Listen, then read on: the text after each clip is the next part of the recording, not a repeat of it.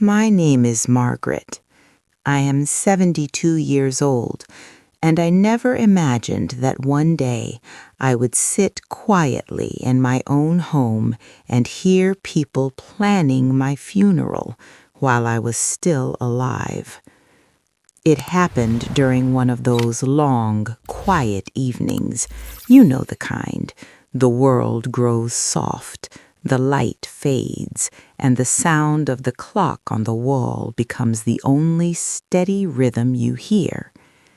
I live in a small apartment now, nothing fancy, just a place where the sun gently visits in the morning and leaves quietly in the evening. The walls are thin here, so thin that sometimes I can hear people talking next door. Usually it's nothing more than laughter, recipes being discussed, or a television program playing a little too loudly. I've grown used to it.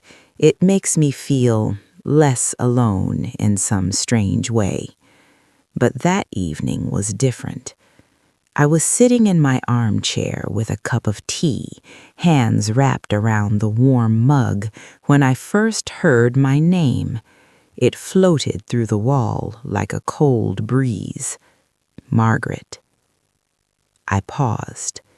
Then I heard another voice, familiar, my son's wife, my daughter-in-law. Her voice sounded serious, heavy. They didn't know I could hear them, and I wish, truly wish, that I hadn't, because the next words felt like an arrow straight into my chest. They were talking about my funeral, not in a distant, hypothetical way. No, they were discussing it as if it were close, as if I were already gone in their hearts. Which flowers to choose, what clothes I should be buried in, who might attend, how things should be handled, and then the sentence that broke me the most. She won't be around much longer anyway. For a moment, the world stopped. The tea in my cup grew cold. My hands began to tremble so much I had to put the mug down. I knew my health wasn't perfect.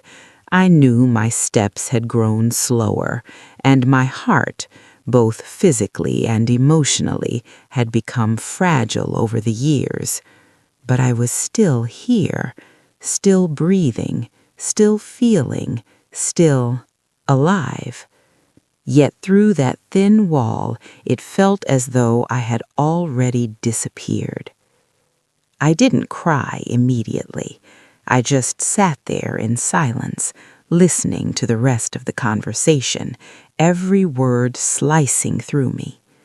They weren't speaking with hatred. That almost made it worse. They were calm, organized, efficient, like people planning a practical event, something to get through, something necessary. And I realized something painful in that moment.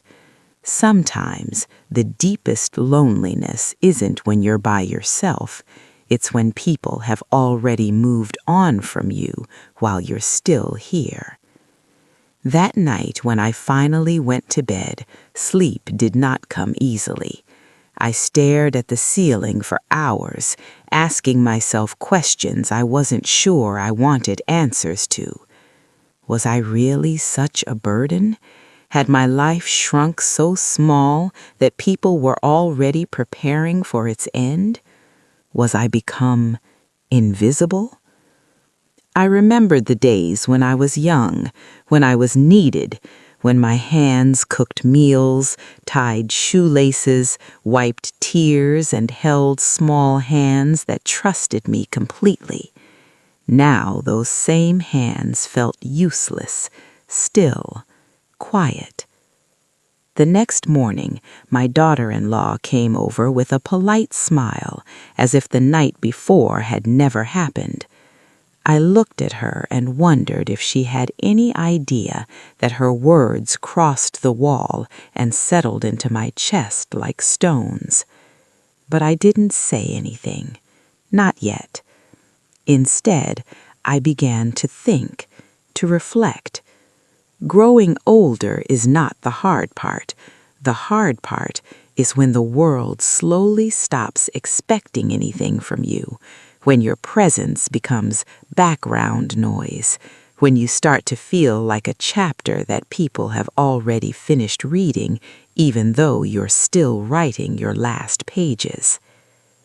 A few days later, I asked my son to come over.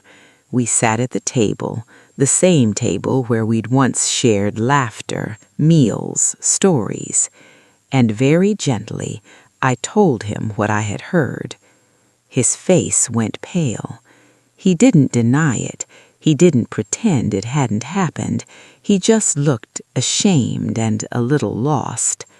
He said they were scared, that they didn't know how to deal with the thought of losing me one day, that planning helped them cope.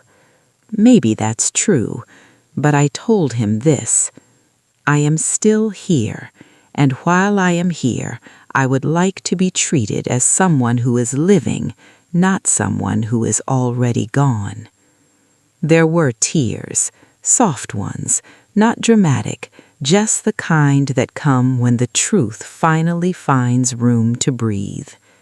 Since then, I've been thinking a lot about life and death and everything in between. One day, yes, my story will come to an end, but until then, I want to live as fully as I can, to sip my tea slowly, to smile at strangers, to enjoy the sun visiting my window, to love, even when it hurts. And I hope, gently, that those around me will remember that elderly people are not shadows. We are not fading photographs. We are still here. We still feel. We still dream. We still wish to be loved, not prepared for. If you are listening to my story right now, please remember something important. Do not speak of someone's ending while they are still living their middle. Do not plan for loss so deeply that you forget to cherish presence. Do not let fear of goodbye erase the beauty of today, because every heartbeat, no matter how old, still carries hope. And sometimes that thin wall between life and loss is not built of bricks. It is built of silence. And love has the power to soften it.